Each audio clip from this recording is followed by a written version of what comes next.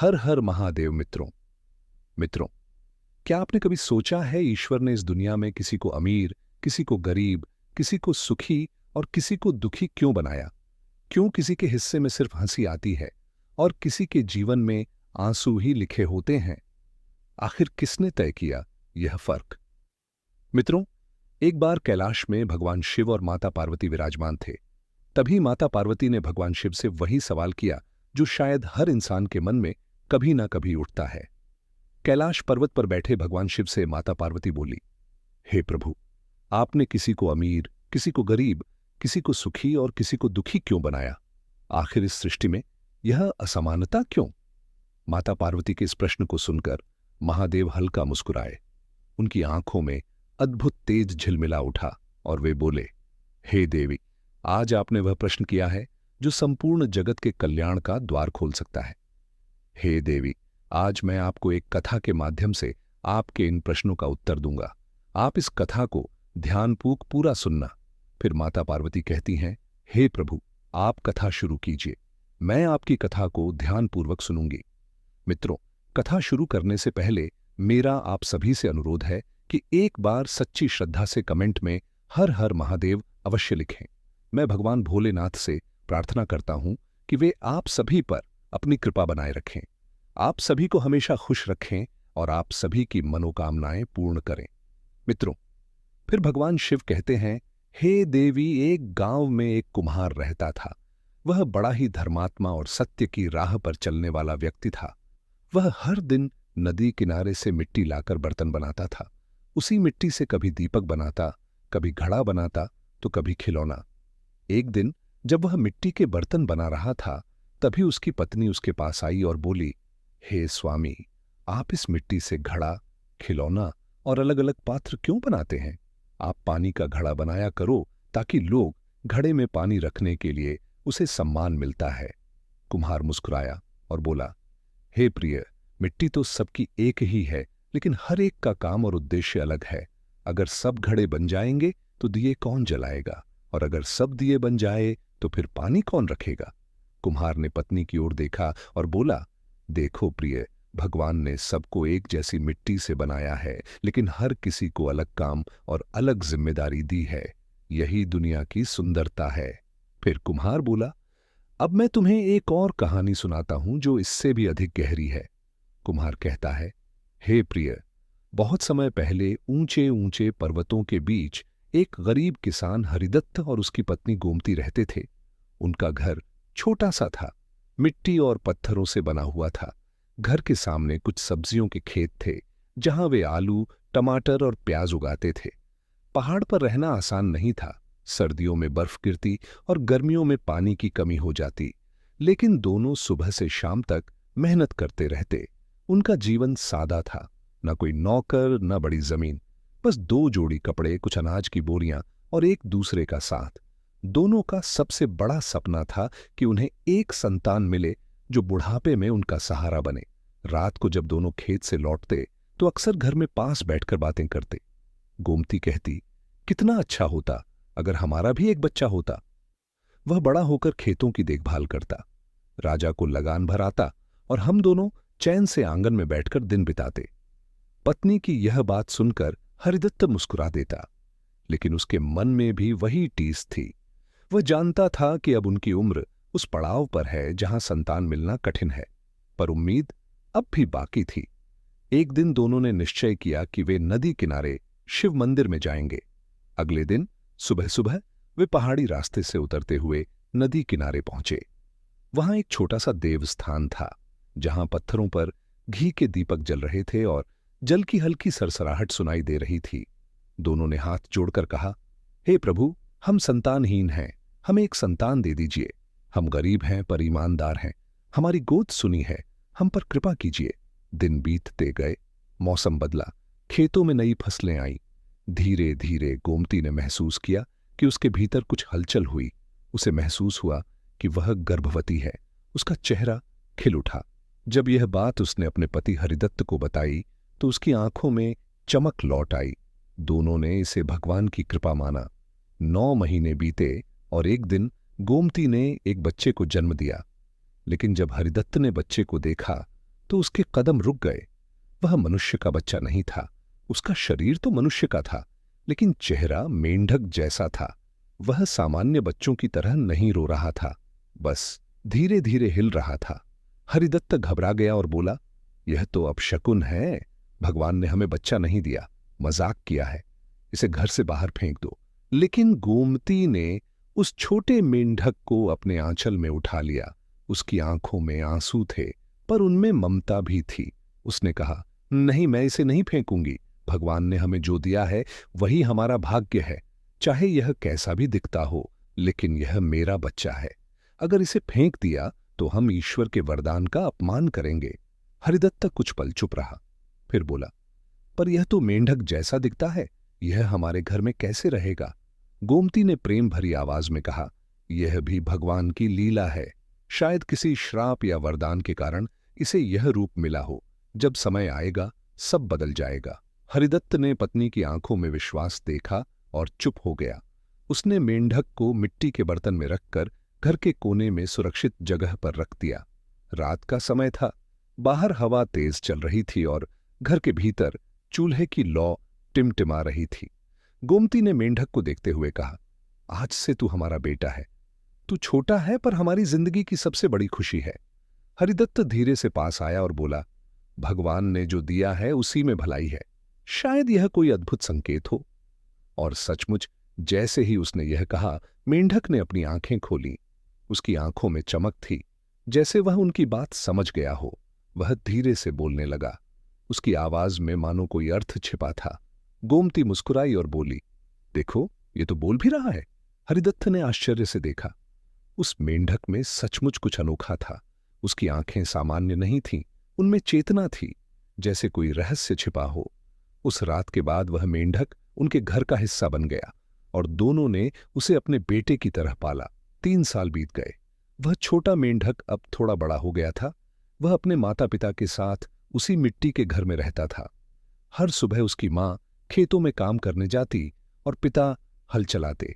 मेंढक दिन भर यह सब देखता, कैसे उसके बूढ़े माता पिता सुबह से शाम तक मेहनत करते हैं। उनके पैरों में छाले पड़ जाते हैं, हाथों में फपोले हो जाते हैं, फिर भी वे मुस्कुराते रहते हैं। एक दिन जब मां थकी हुई घर लौटी, मेंढक उसके पास आया। उसकी आंखों में चमक थी, जैसे कुछ बड़ा सोच रहा हो। उसने धीरे से कहा, मां, अब मैं बड़ा हो गया हूं। मैं तुम्हें आराम देना चाहता हूं। अब तुम खेतों में इतनी मेहनत मत किया करो। मां मुस्कुराई और बोली, अरे बेटा, तू मेंढक है, तू भला क्या कर पाएगा? हमारे नसीब में मेहनत लिखी है, तू बस हमारे साथ रह और खुश रह। मेंढक बोला, नहीं मां, अब मैं कुछ बड़ा काम करूंगा। मैं राजा की बेटी से शादी करूंगा। यह सुनते ही मां हैरान रह गई। उसने कहा, क्या कहा तूने? राजा की बेटी से शादी? अरे बेटा, मजाक मत कर, तू एक मेंढक है। राजा की बेटी तुझसे शादी नहीं करेगी। वह तो सुंदर है, राजमहल में पली हुई लड़की है, और तू एक छोटा सा जीव है जिसे लोग बस कीड़ा समझते हैं। मेंढक ने बीच में ही कहा, मां, मैं मजाक नहीं कर रहा, मैं सच कह रहा हूं। राजा की 3 बेटियां हैं और मैं उसी से शादी करूंगा जो सबसे दयालु होगी, जो तुम्हारी तरह गरीबों से प्रेम करेगी। मां ने उसकी बात को हंसी में टालते हुए कहा, जाओ जाओ, चुपचाप सो जाओ। सपने में राजा की बेटी से शादी कर लेना। लेकिन मेंढक ने दृढ़ स्वर में कहा, नहीं मां, कल मैं सच में राजा के महल जाऊंगा। तुम मेरे लिए एक बड़ी रोटी बना देना। मैं उसे साथ लेकर जाऊंगा और भगवान की दया से वहीं अपना भाग्य आजमाऊंगा। मां ने सोचा, बच्चे का मन रखने में भला क्या हर्ज है। उसने अगले दिन सुबह सुबह चूल्हा जलाया और एक बड़ी सी रोटी सेकने लगी। रोटी बनाते हुए वह सोच रही थी, कैसा अजीब बेटा है मेरा। लेकिन अगर उसके मन में इतना साहस है तो शायद भगवान ने कुछ सोच रखा हो। रोटी तैयार हुई। मां ने उसे कपड़े में बांधा और कहा, लो बेटा, इसे अपने थैले में रख लो, लेकिन ध्यान रखना, रास्ते में किसी से झगड़ा मत करना। राजा के दरवाजे पर कोई तुम्हें भूत प्रेत समझकर राख ना डाल दे। मेंढक मुस्कुराया और बोला, मां, तुम चिंता मत करो, मैं कोई साधारण मेंढक नहीं हूं, मैं सब संभाल लूंगा।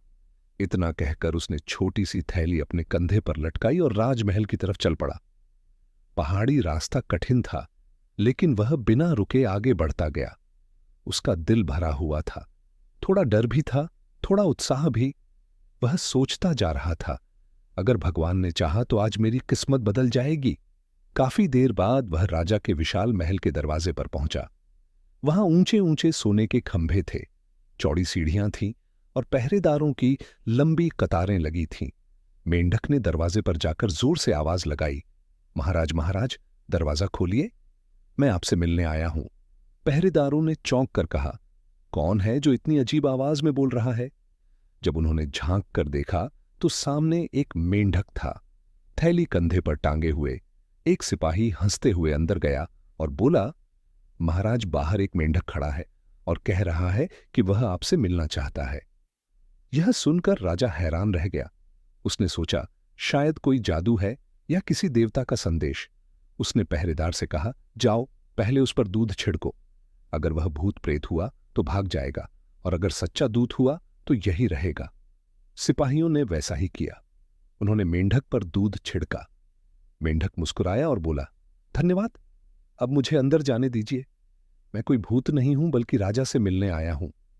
राजा खुद दरवाजे पर आया और बोला, मेंढक देव, तुम कौन हो और किस लिए आए हो? मेंढक ने आदरपूर्वक कहा, महाराज, मैं कोई देवता नहीं, एक साधारण मेंढक हूं, लेकिन मैं आपकी 3 बेटियों में से सबसे दयालु बेटी से विवाह करना चाहता हूं। यह सुनकर राजा और दरबार के सभी लोग जोर से हंस पड़े। राजा बोला, क्या कहा तूने?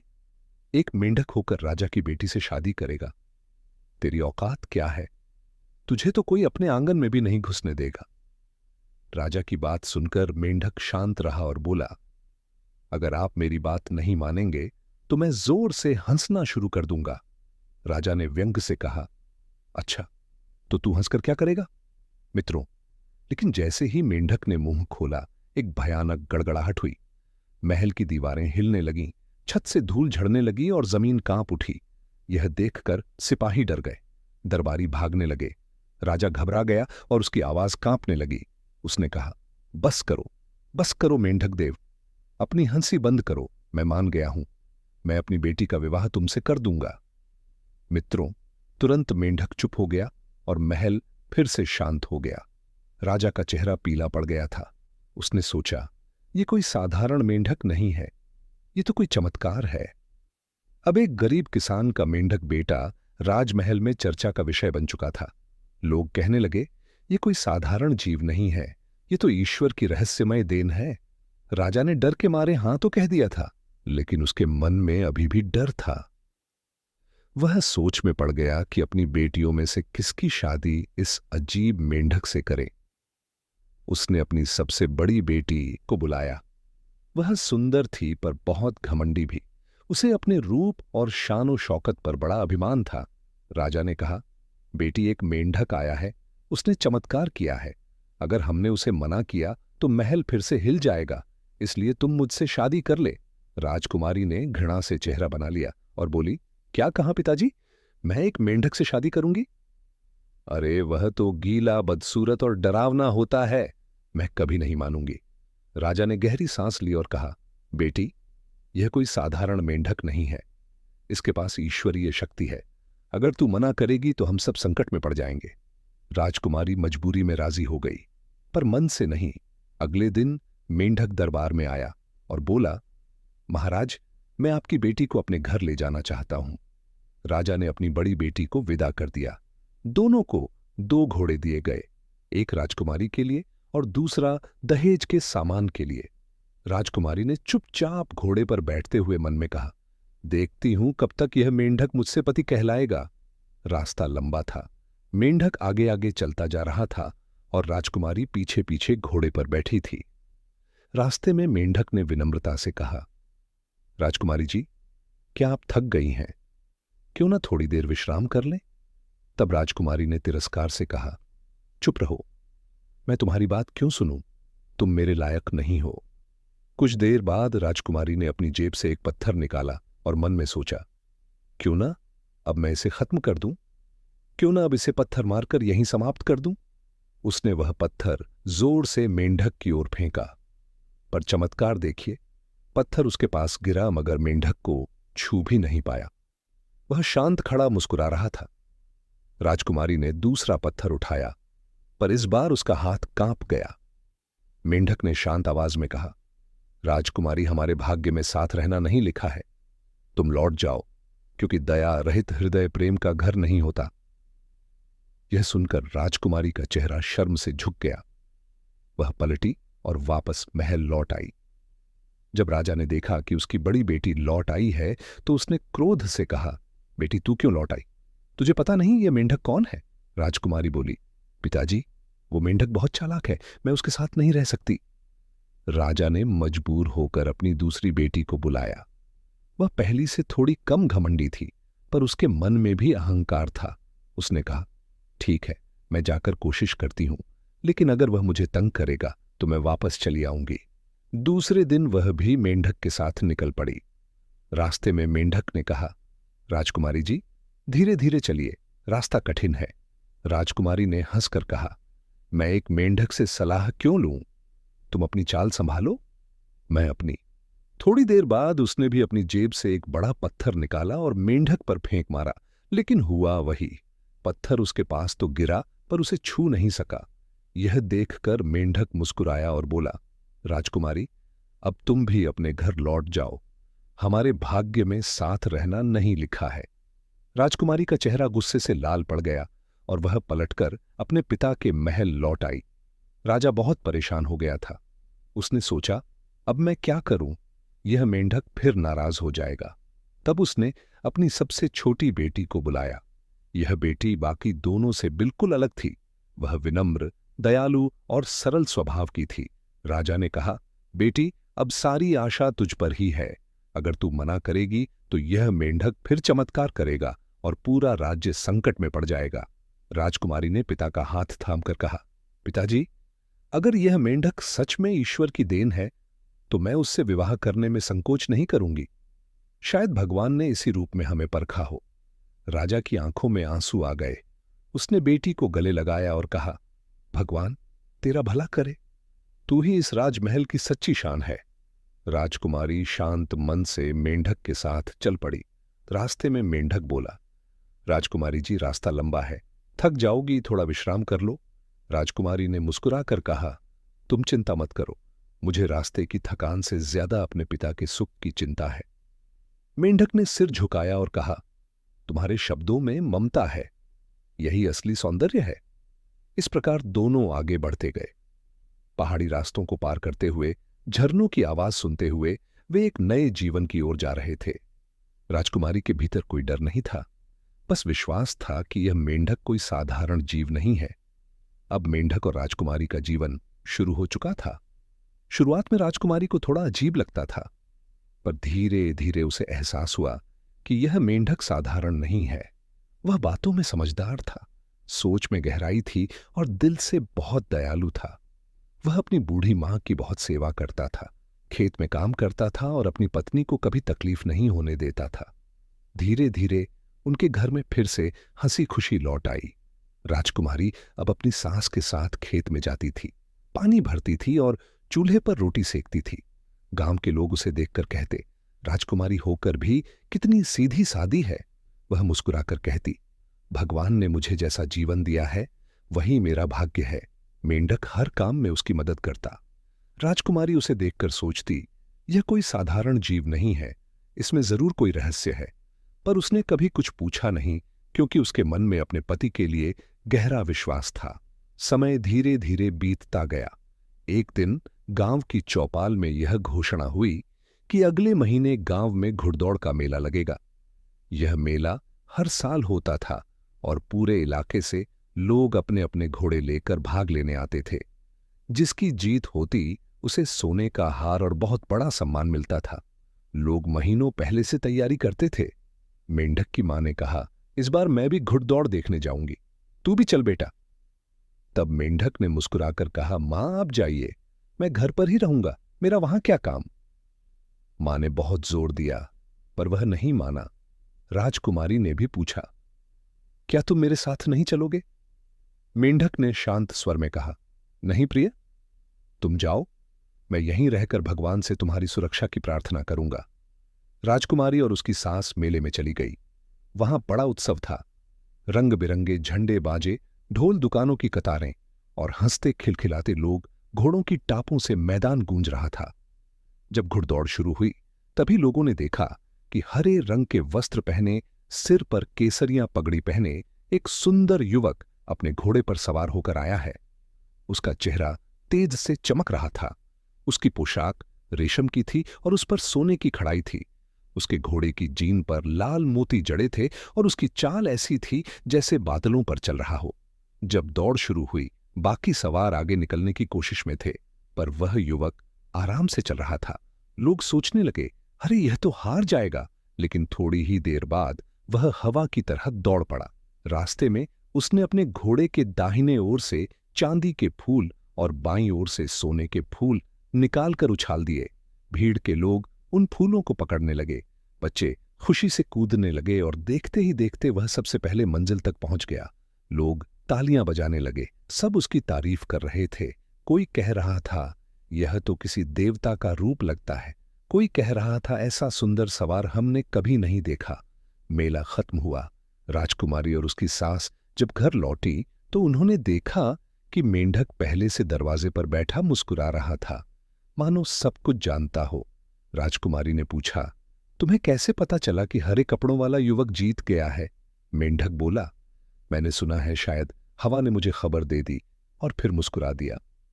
राजकुमारी को थोड़ा अजीब लगा, पर उसने कुछ कहा नहीं। अगले साल फिर वही मेला लगा। इस बार भी वही हरा घुड़सवार आया, पहले से भी ज्यादा सुंदर कपड़ों में। उसने फिर से सोने चांदी के फूल बरसाए, 3 कबूतरों का शिकार किया और एक बार फिर दौड़ जीत गया। गांव के लोग मंत्रमुग्ध थे। राजकुमारी सोच में पड़ गई, यह कैसे हो सकता है? हर बार वही युवक जीतता है और मेरे पति को पहले से सब पता होता है। कहीं यह दोनों एक ही तो नहीं है?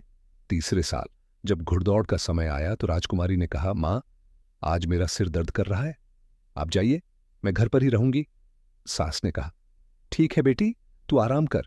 जैसे ही वे दोनों चली गई, राजकुमारी धीरे से उठी और घर के हर कोने में खोजबीन करने लगी। उसने बर्तन हटाए, बिस्तर के नीचे देखा और आखिर में कोने में रखी पुरानी टोकरी उठाई। टोकरी के नीचे जो उसने देखा, उसे देखकर उसकी आंखें फटी की फटी रह गईं।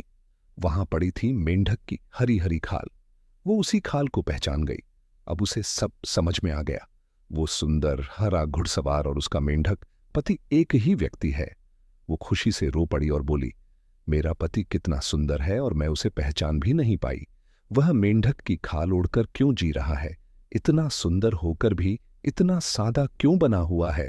खुशी और उत्साह में उसने बिना सोचे समझे मेंढक की वह खाल उठा ली और आग में डाल दी। खाल जलने लगी और धुएं की एक लहर कमरे में फैल गई।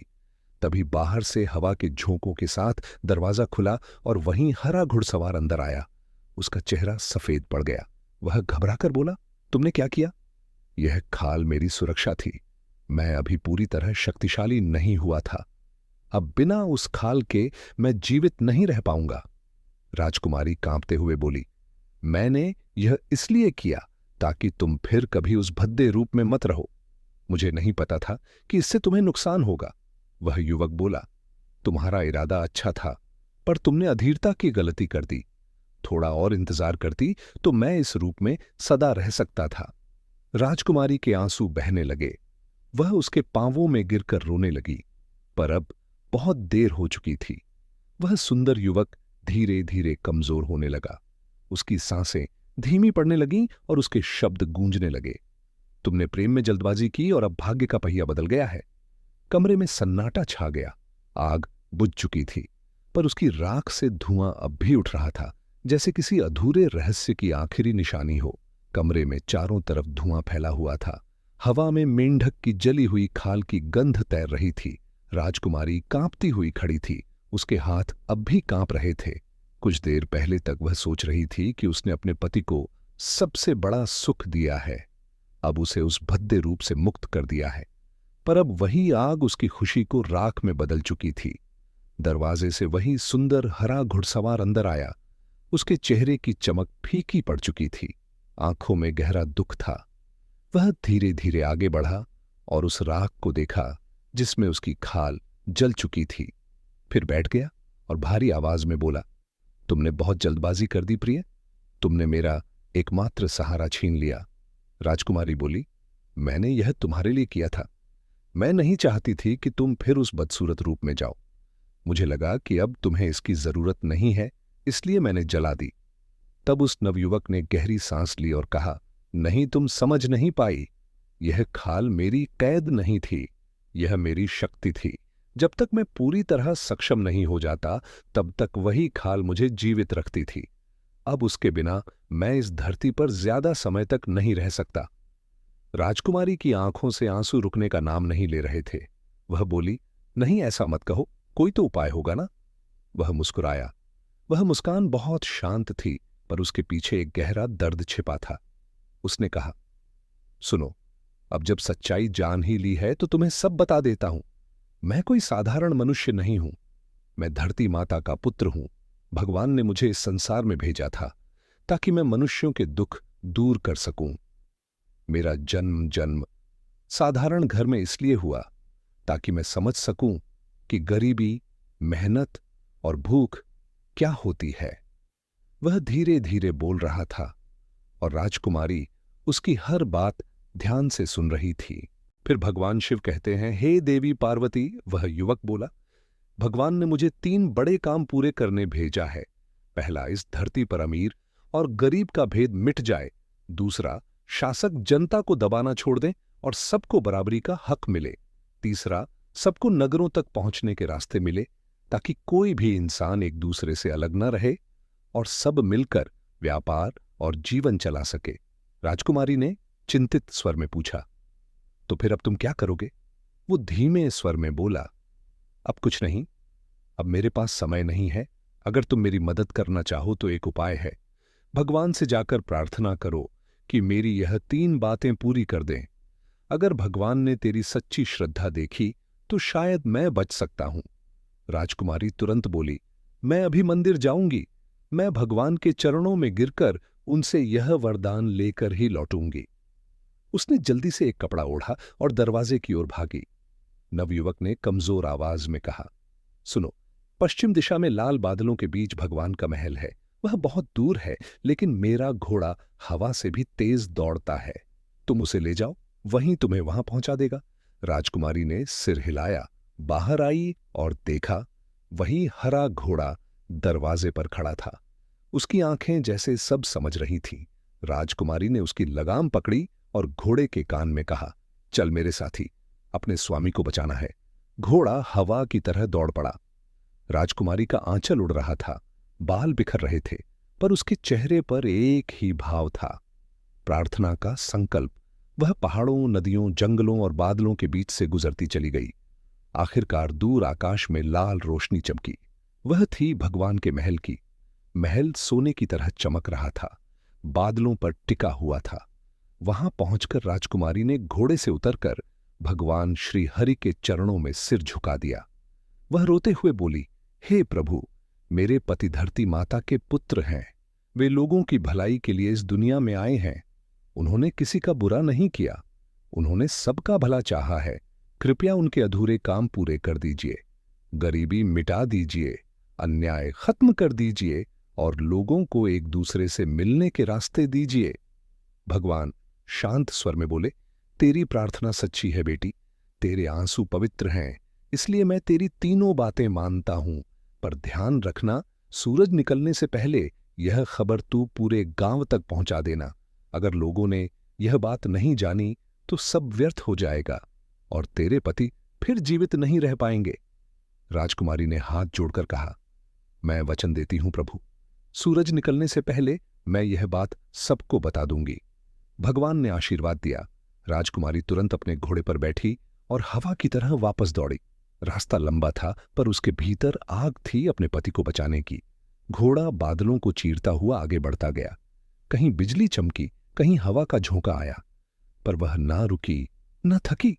उसके मन में बस एक ही बात थी, मुझे सूरज उगने से पहले अपने लोगों को यह खबर देना है, वरना मेरे पति सदा के लिए खो जाएंगे। उसकी आंखों से आंसू बह रहे थे, पर उनमें डर नहीं था, सिर्फ प्रेम था। वह प्रेम जो जान देने पर भी नहीं मिटता। उधर उसके घर में वही हरा घुड़सवार जमीन पर गिरा पड़ा था। उसकी सांसें अब धीमी थीं, उसकी मां सिरहाने बैठी रो रही थी। उसकी आंखें अब भी अपनी पत्नी की राह देख रही थीं। वह बुदबुदा रहा था, अगर वह समय पर लौटी तो धरती पर न्याय और समानता लौट आएगी। आसमान में लालिमा फैलने लगी। राजकुमारी की दौड़ अब जीवन मृत्यु की सीमा पर पहुंच चुकी थी। वह अपने पति की सांसों से लड़ रही थी, समय से जंग कर रही थी। भगवान ने जो वरदान दिया था वही अब उसकी सबसे बड़ी परीक्षा बन गया था। अगर सूर्योदय से पहले उसने यह 3 बातें, गरीबी मिटाना, अन्याय खत्म करना और सड़कों का निर्माण, हर घर तक पहुंचा दी तो उसका पति बच जाएगा, वरना वह सदा के लिए चला जाएगा। घोड़ा हवा की तरह भागता रहा। राजकुमारी बार बार भगवान का नाम लेती, हे प्रभु, मुझे ताकत दो, मेरे पति को मत छीनो। थोड़ी देर बाद वह अपने राज्य की सीमा में पहुंच गई। अब उसे अपने पिता के महल के पास से होकर गुजरना था। वह मन ही मन कह रही थी, मैं नहीं रुकूंगी, पिता से बात करने का समय नहीं है, बस यह संदेश फैलाना है। लेकिन किस्मत को कुछ और मंजूर था। महल के फाटक पर उसका पिता राजा खड़ा था। उसने बेटी को देखा तो हैरान रह गया। बोला, बेटी, तू इस वक्त यहां इतनी देर रात कहां से आई है? राजकुमारी ने घोड़े की लगाम कसते हुए कहा, पिताजी, मुझे जल्दी है, बाद में बताऊंगी। मुझे भगवान का संदेश सबको सुनाना है। राजा ने हंसकर कहा, भगवान का संदेश इतनी जल्दी क्या है? पहले अपने पिता को तो बता दे। क्या बात है? राजकुमारी ने घबराकर कहा, पिताजी, समय बहुत कम है। अगर सूरज निकलने से पहले मैंने ये बात सबको नहीं बताई तो मेरे पति मर जाएंगे। राजा गंभीर होकर बोला, ठहरो बेटी, मैं राजा हूं, पहले मुझे तो बताओ, भगवान ने क्या कहा? राजकुमारी ने रोते हुए कहा, भगवान ने कहा है, अमीर गरीब का भेद मिट जाना चाहिए, शासक लोग आम जनता को सताना बंद करें और हर गांव नगर को जोड़ने वाले रास्ते बने ताकि सब साथ जी सकें। राजा ने माथा पकड़ लिया और बोला, अगर गरीब और अमीर एक जैसे हो गए तो मैं राजा कैसे रहूंगा? मेरे राज्य की व्यवस्था बिगड़ जाएगी। ये बातें तो मूर्खता हैं, भगवान ऐसा आदेश नहीं दे सकते। राजकुमारी ने कहा, पिताजी, भगवान ने कहा है कि यह 3 बातें पूरी होंगी तभी दुनिया खुशहाल होगी, कृपया मुझे जाने दीजिए। राजा ने घोड़े की लगाम पकड़ ली और बोला, नहीं बेटी, मैं तुझे नहीं जाने दूंगा। तू अपने पति के चक्कर में मेरे राज्य की नींव हिला देगी। राजकुमारी की आंखों से आंसू बहने लगे। वो गिड़गिड़ाई, पिताजी, कृपा करके मुझे मत रोकिए, मेरे पति की जान दांव पर है। तभी आसमान में पहली लालिमा दिखी। राजकुमारी ने ऊपर देखा, सूरज निकलने वाला था।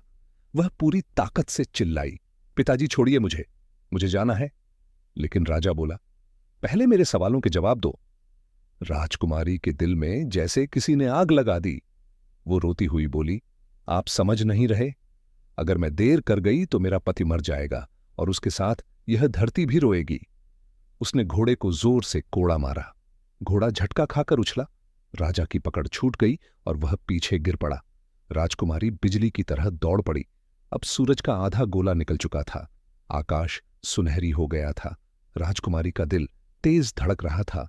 बस कुछ घर बाकी थे, बस कुछ पल बाकी थे। लेकिन समय किसी के लिए नहीं रुकता। जब वह अपने घर पहुंची तब सूरज पूरी तरह उग चुका था। उसने दरवाजा खोला। अंदर उसका पति जमीन पर पड़ा था। उसकी सांसें थम चुकी थीं।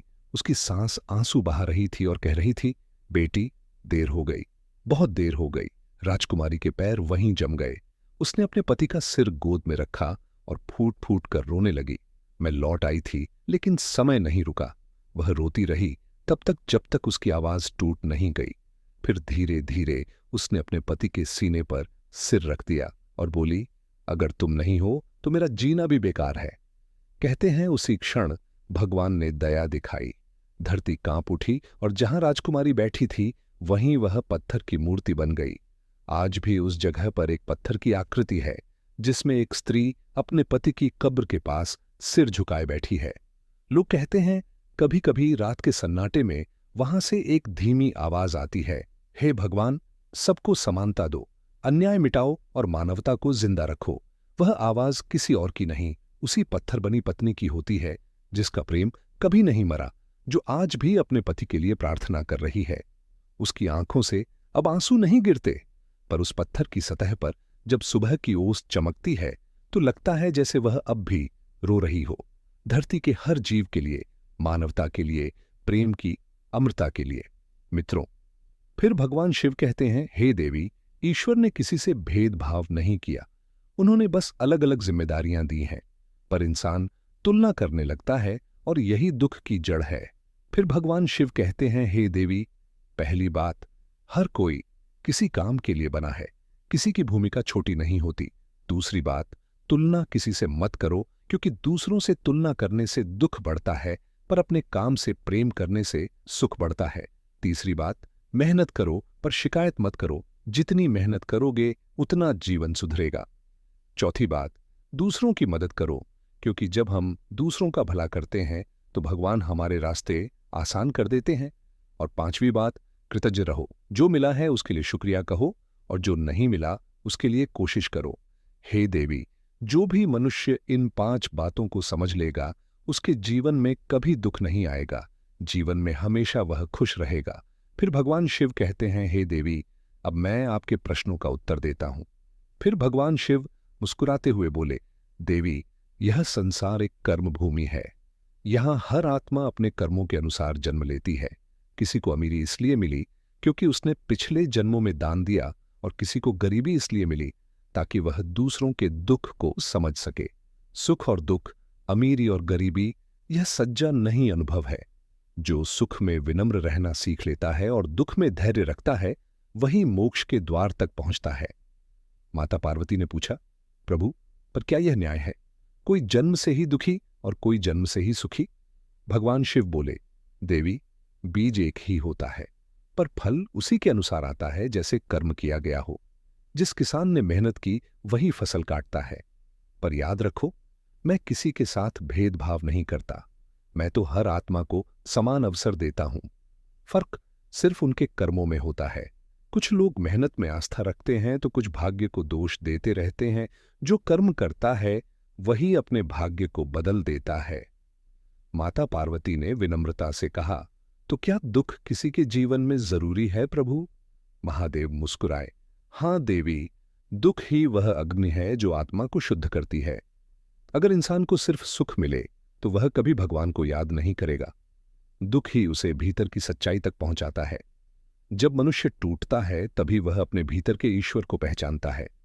इसलिए सुख और दुख, अमीरी और गरीबी सब जीवन के शिक्षक हैं। जो इनसे सीख लेता है वही जीवन का रहस्य समझ लेता है। माता पार्वती ने सिर झुकाया और बोली, प्रभु, अब समझ में आया, संसार में कोई अन्याय नहीं, बस कर्मों की लीला चल रही है। भगवान शिव ने मुस्कुराकर कहा, देवी, यही सत्य है। जब मनुष्य कर्म करते हुए संतुलन सीख लेगा तब अमीरी, गरीबी, सुख दुख सब मिट जाएगा, क्योंकि तब हर हृदय में भगवान का वास होगा। मित्रों, आज की यह वीडियो आपको अच्छी लगी हो तो हमारे चैनल को सब्सक्राइब अवश्य करें। मिलते हैं अगली वीडियो में। आप अपना ख्याल रखें।